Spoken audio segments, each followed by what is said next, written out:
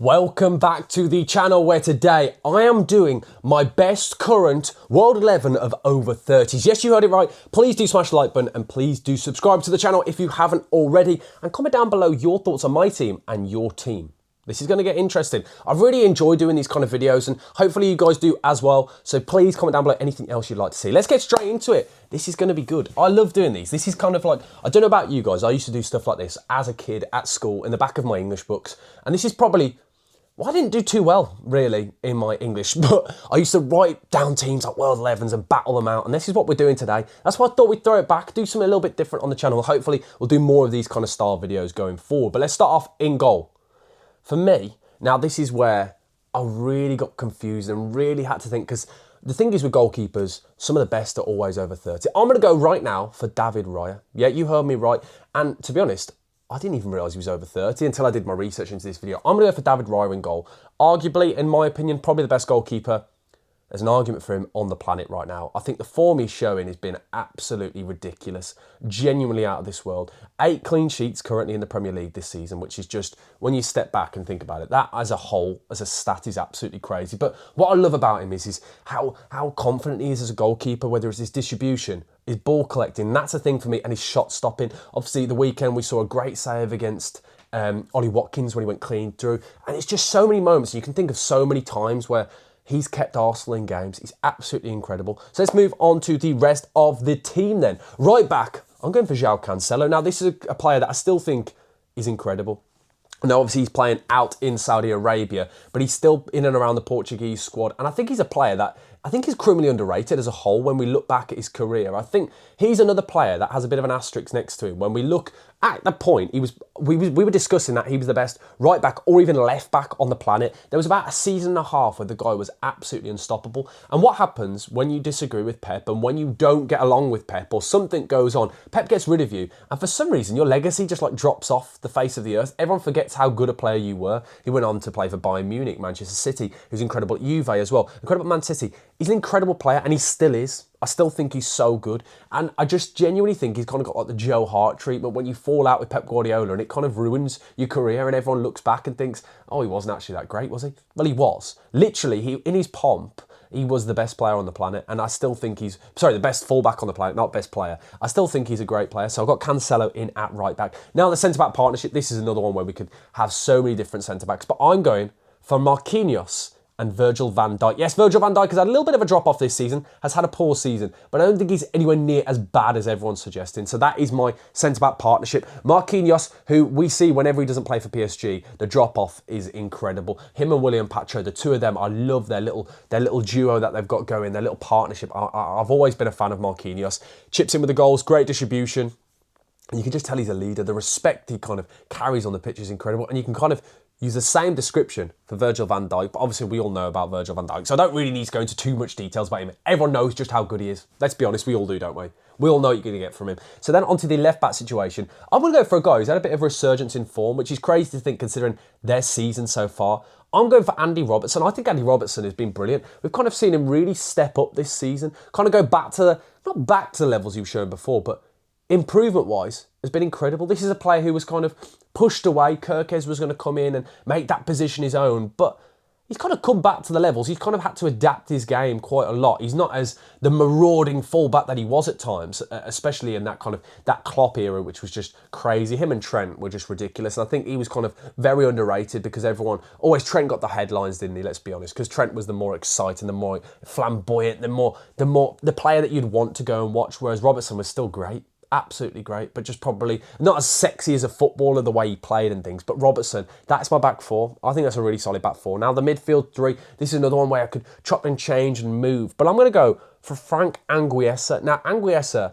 has had an absolute incredible, bizarre career. And a lot of people, a lot of Premier League fans who kind of don't watch the Serie A. I'm a massive fan of the Serie A, by the way. I watch it all the time. Sunday nights, cool. Get me on the sofa, little beer in hand after I've had a Sunday roast. I'm a little bit tired. I'm a little bit sleepy. But don't you worry, the Serie A comes in clutch. And he's been incredible for Napoli, especially under Antonio Conte. And he was a massive part to the title win last season. And I think that was a really weird kind of career where obviously everyone saw him at Fulham, and all the Premier League fans saw him at how poor he was at Fulham when they got relegated. And it was that weird season when Fulham bought in all of those players. He's gone off to Napoli, and he's been incredible at Napoli.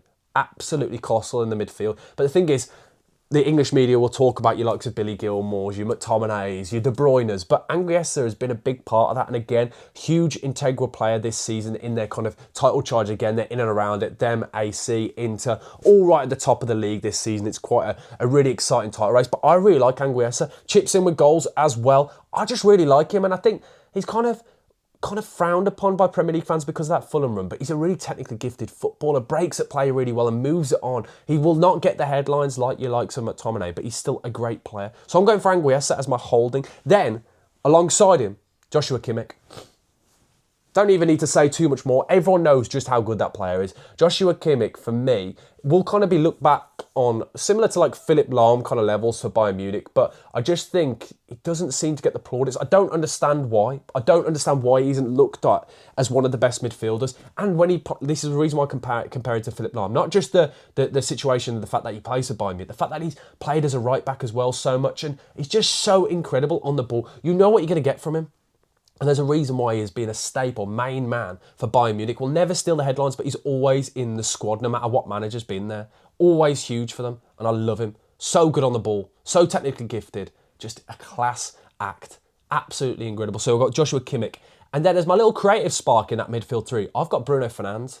Bruno Fernandes? Why did I say Bruno Fernandes? I don't even play FIFA, so I don't know why I said that. Bruno Fernandes. Bruno Fernandes, for me, is, again, another criminally underrated footballer. And I think a lot of people talk about his personality and his antics and things. But when you step back, remove all of whether you like him or not as a person, as a player, because we don't really know him like that. But as a footballer, the guy is gifted. The guy has kind of changed and adapted so much this season now. We're seeing him in a bit more of as an 8 role rather than the 10, and it's working. I really like him, and he's a player that no matter what, he's going to create chances. He takes risks, and I love that. There aren't many footballers like him.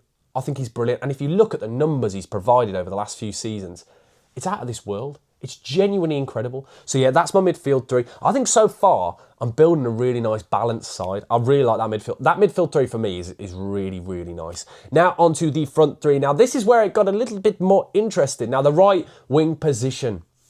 The right wing position. This man has made it a little bit difficult for me because he's had a little bit of a fallout with the press and his club this weekend. And I created this team before he said that, but I still think we can't be too recency biased and kind of remove him and chuck him out of the team just because he's not performing and hasn't performed so far this season. Well, he has performed so far this season and in the last few weeks. Mohamed Salah for me has to go on that right hand side. You know what you're going to get from him. The guy's a joke, and he has been incredible for so many seasons now. And I understand his form has dropped off, and he's rightfully been dropped out of the team and made some questionable remarks. And I can't see. We're going to discuss it, by the way, on the podcast this evening about Mohamed Salah and about the whole situation. And I probably will do a video discussing that myself. And he rightfully has been dropped. Wasn't a fan of what he said, but I still think as a player, he's still incredible. He's still one of the world's best. He's just every player has it every now and then. He's dropped out of form, but it just doesn't help the fact that it's come alongside Liverpool's drop off in form. So yeah, Mohamed Salah on that right hand side. Then onto the left hand side, one of my favourite wingers in the Premier League, I've gone for Leandro Trossard. The guy is a joke. Before this weekend and when he scored against Aston Villa, every time he'd scored, they were unbeaten. I think it was 33 goals now in all competitions for Arsenal. And of course, I mentioned that stat in the pub. He scores, they lose. That's my fault. So sorry, Arsenal fans. I blame myself for the fact that you lost that game. But I just love him. And I think it's crazy the fact that going into this season, everyone was talking about Arsenal, about the fact that the left wing position was the weakest. And that was the one that needed to improve. That was where they needed to change something. But he's made that position his own again. And I really think he is so good. And he's been integral to them this season. You've seen when he's been injured. They're still throwing him on. Like, realistically, he probably shouldn't have played against Aston Villa this weekend. He got brought on and taken off because he probably wasn't fit. But that's the thing, he has to play. And whenever he does play, he seems to really chip in with so many goals and assists. And I think if they do win the title this season, he'll be a player that in 5, 6, 7 years' time, he'll be kind of the player that you forget how important he was to that side. When really, he's integral. He is huge for them. So yeah, there you go. That is my left-hand position. And then up top, it's got to be the main man, Harry Kane. Harry Kane is just a joke. And I've got a couple of stats for you, actually, because this genuinely blew my mind. I took a screenshot of this earlier. Let me just read you this out for Harry Kane. Harry Kane has now scored 58 goals for club and for country in 2025. That's his best ever return in a calendar year. And not only that, Harry Kane has now scored 79 goals and got 10 hat-tricks in just 76 Bundesliga appearances for Bayern Munich. Only Gerd Müller, Lewandowski, Klaus Fischer, and Jupp Heynckes have got more hat-tricks in the competition's history. Bear in mind, he's literally only been there for a couple of years. It's mind-blowing. The guy is an absolute joke. One of the most underrated players of our generation. His highlight reels are incredible, so he's got to be in there, got to be in the 11, has to go in there, and I think I'll just leave it at that. I'll give you that stat, do what you want with it. But that is my team. In goal, David Raya, a back four of João Cancelo, Marquinhos, Virgil van Dijk and Andy Robertson, then a midfield three of Frank Anguissa, Joshua Kimmich and Bruno Fernandes, or Bruno Fernandes, and then a front three of Mohamed Salah, Leandro Trossard and Harry Kane. Let me know what you think of my team. Any players that you think deservedly should have gone in there, because I've missed some big players, by the way. I've gone for a few personal preferences with players like Anguissa, but let me know your thoughts, and hopefully you've enjoyed this style of video. I'm going to be doing a lot more, hopefully more daily content on this channel. I've got a new camera, so it's a lot easier setup, so I can just kind of just sit down, sit on the pod set, and just record and talk to you. So let me know what you think, guys. Hopefully you've enjoyed, and I will see you for another video tomorrow. And as I always say, you guys are the producers of this channel, so if you've got any ideas, anything you want to see, let me know. Thank you. Goodbye.